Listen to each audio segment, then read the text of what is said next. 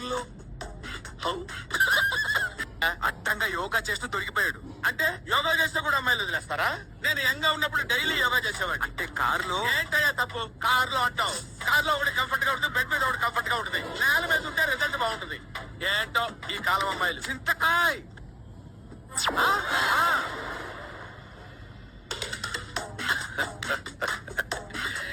That guy is worst యార్.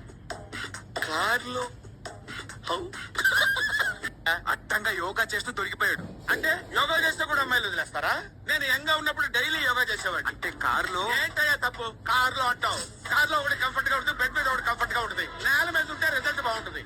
ఏంటో ఈ కాలం అమ్మాయిలు. చింతకాయ్